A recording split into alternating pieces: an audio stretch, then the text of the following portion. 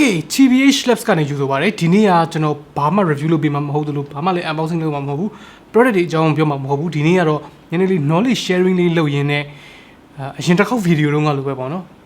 ်ခင်ဗျားတို့နည်းနည်းလေးခြောက်ချင်တာပါဆိုတော့ကျွန်တော်ဒီနေ့ပြောပြမှာ deepfake လို့ခေါ်တဲ့ video တွေမှာ face swap လုပ်တဲ့အကြောင်းလေးပါဆိုတော့အရင်တုန်းကလည်း deepfake တွေကိုမြင်မှုကြမှာပဲပုံသဏ္ဍာန်မတူတာပဲရှိတာပေါ့နော်အခုက video မှာမျက်နှာအစားထိုးတာအရင်တုန်းကဓာတ်ပုံမှာအစားထိုးတာတွေကိုတော့မြင်မှုကြမယ်လို့ထင်တယ်ဥပမာယောက်ျားလေးနဲ့မိန်းကလေးနဲ့ရှိတယ်မိန်းကလေးရဲ့ယောက်ျားလေးမျက်နှာနဲ့ယောက်ျားလေးကမိန်းကလေးမျက်နှာနဲ့အဲ့လိုမျိုး swap လုပ်ပြီးတော့နည်းနည်းဟာသားဆန်ဆန်ပုံလေးတွေမြင်မှုကြမယ်လို့ထင်ပါတယ်ဒါပေမဲ့ဒီ deepfakes မှာကြတော့တိတ်ပြီးတော့ပြောဖို့မကောင်းတော့တိတ်ပြီးတော့လေဟာသားမဖြစ်တော့ပို့ပြီးတော့အများကြီးကြောက်ဖို့ကောင်းလာပြီအများကြီးပို့ပြီးတော့ powerful ဖြစ်လာပြီဘာဖြစ်လို့ကြောက်ဖို့ကောင်းတာလဲဆိုတော့ကျွန်တော်တို့ဆက်ပြောအောင်ဆိုရုပ်တရက်ကြည့်လိုက်လို့ရှိရင် technology ဆိုတဲ့အရာကြောက်ဖို့ကောင်းတယ်လို့လုံးဝမထင်ရအောင်အပေါ်ရင်လေးကြည့်လိုက်ရင်တော့ခါတာလိုပဲဥပမာအဖြစ် banana မျက်နှာနဲ့ကိုရီးယားကားထဲမှာအစားထိုးလိုက်တာတွေပါတော့ဆိုလို့ရှိရင်လူတွေကပျော်ကြတယ်ဒါပေမဲ့အဲ့ဒီနောက်ကွယ်မှာဘလိုတွေဆက်ဖြစ်လာနိုင်လ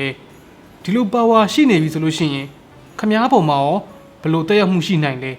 community တစ်ခုလုံးမှာရောဘလိုတက်ရောက်မှုရှိနိုင်လဲအဲ့ဒါကိုမစဉ်းစားမိတတ်ကြဘူးဆိုတော့ကျွန်တော်ကဒီနေ့အဲ့ဒါကိုစဉ်းစားမိတော့ပြောပြမှာဖြစ်ပါတယ်အော်ဒါနဲ့ပြောဖို့တစ်ခုရှိတာဒီနေ့ဗီဒီယိုက deep fake ဘလိုလုပ်ရလဲဆိုတာကိုသင်ပေးမယ့်ဗီဒီယိုမဟုတ်ပါဘူးလူမိုက်အားပြီးတော့မလုပ်ချင်ဘူးဆိုတော့ how to video လိုချင်တာဆိုလို့ရှိရင်တော့ sorry ပါဒီဗီဒီယိုကခင်ဗျားတို့မဟုတ်ဘူးတခြားနေရာမှာတွားရှာကြည့်လိုက်ပါကျွန်တော်ဒီနေ့ပြောပြမှာဒီ deep fake ဘလိုအလုပ်လုပ်လဲဆိုတာရယ်ဆိုးကျိုးကောင်းကျိုးတွေရယ်အဲ့ဒါတွေကိုပဲ awareness လုပ်ပြီးသွားမှာပါ okay ပထမဆုံး deep fake ဘလိုအလုပ်လုပ်လဲဆိုတာကိုသိဖို့လိုလိမ့်မယ်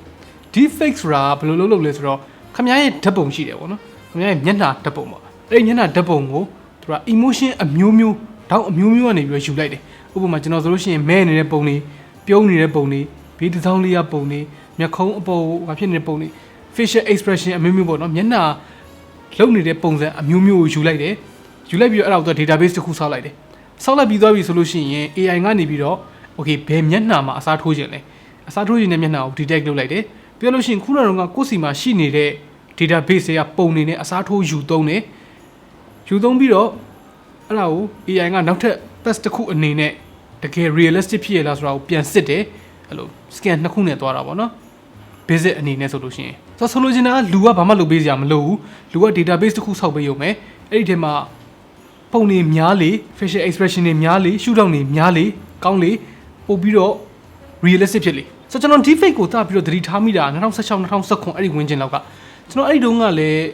းစိတ်ဝင်စားဖို့တော့ကောင်းတယ်ပေါ့နော်အဲ့လိုမျိုးတော့ခံစားခဲ့ပေမဲ့ပုံမှန်လင်းပြောရရင်ဒီလိုမျိုးဗီဒီယိုတစ်ခုနဲ့လုပ်ပြီးတော့ပြောရလောက်အောင်ထိကြီးမားလာလိမ့်မယ်ဒီလောက်ထိ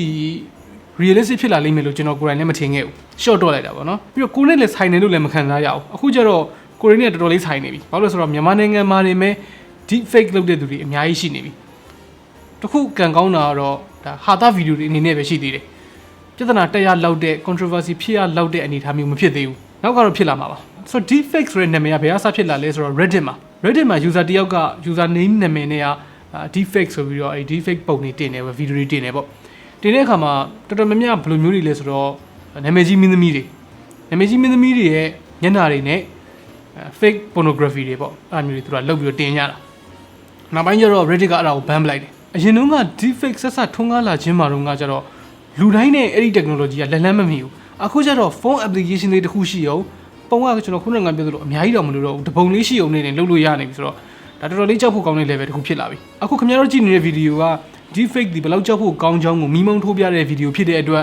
ဒီဟာတာ video တွေပေါ့နော်ဥပမာ Nicolas Cage ကိုနေရာတကာမှာလိုက်ပြီးတော့ face swap လုပ်ထားတာမျိုး banana ကို face swap လုပ်ထားတာမျိုးအဲ့ဒါမျိုးကိုတော့ကျွန်တော်ထည့်ပြောနေတော့မှာမဟုတ်ဘူးတကယ်ကျွတ်စင်ဖြစ်တဲ့ဟာတွေပေါ့နော်ဥပမာအဖြစ် US မှာဆိုလို့ရှိရင် Obama လုံးဝမပြောခဲ့တဲ့ speech တစ်ခုကို Obama မျက်နှာကြီးနဲ့ Obama အသံကြီးနဲ့ပြောလိုက်တဲ့ video မျို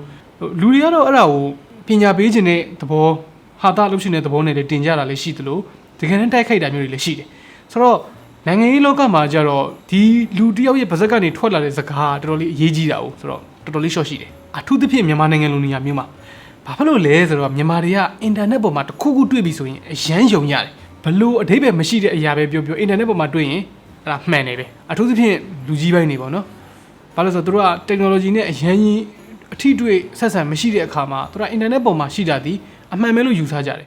ဒီနေ့ဗီဒီယိုဖြစ်မြောက်ရေးကိုကူညီပေးထားတာတော့ Samsung Galaxy A10s ပဲဖြစ်ပါတယ် Galaxy A10s မှာ 6.2 လက်မရှိတဲ့ LED screen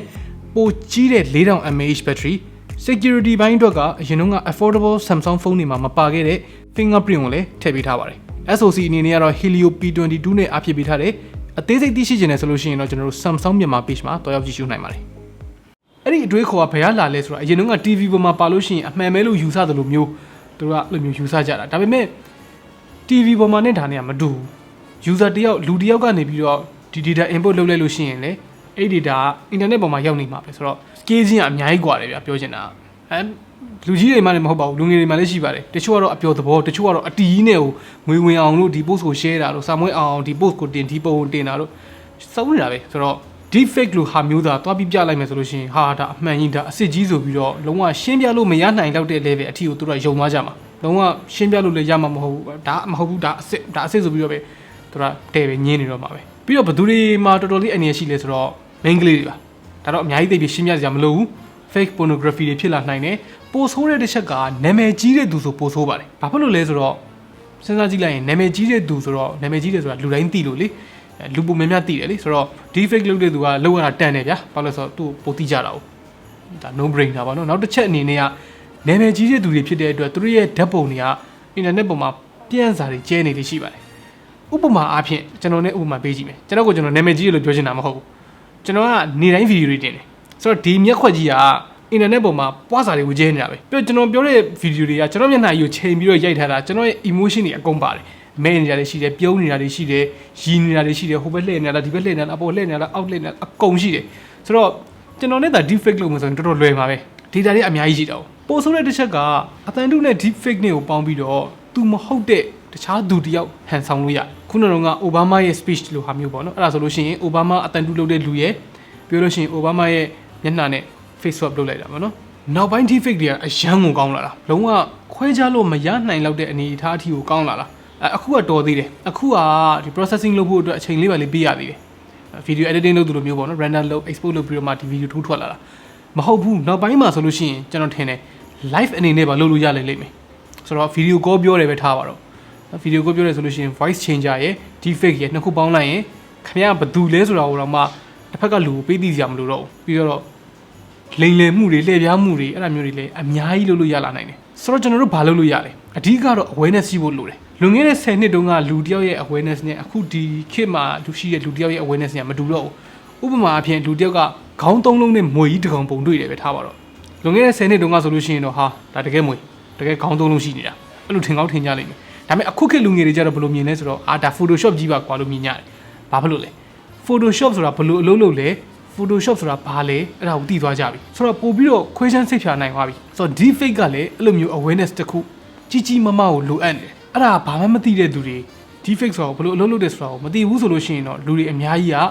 ခံနေကြအောင်ပါပဲဆိုတော့တခုတော့ကူညီပေးပါဒီဗီဒီယိုလေးကိုဒီလောက်ထိကြည့်ပြီးပြီဆိုတဲ့အချိန်ကျတော့သဘောကျတယ်လို့ယူဆတယ်ဆိုတော့တစ်ချက် share ပေးပါ okay ဆိုတော့ဒီလောက်ဆိုလို့ရှိရင် online ပေါ်မှာရှိတဲ့ခင်ဗျားရဲ့ပုံတွေနဲ့ခင်ဗျားဘယ်လောက်ထိတိုင်ပတ်သွားနိုင်လဲမွတ်စကီးရားသွားနိုင်လဲဆိုတာကိုတော့သဘောပေါက်သွားကြလိမ့်မယ်လို့မျှော်လင့်ပါတယ်ဆိုတော့ချင့်ချိန်ယုံပေါ့နော်ကြည့်ရှောင်ပေါ့ okay နောက်နေ့မှတွေ့တော့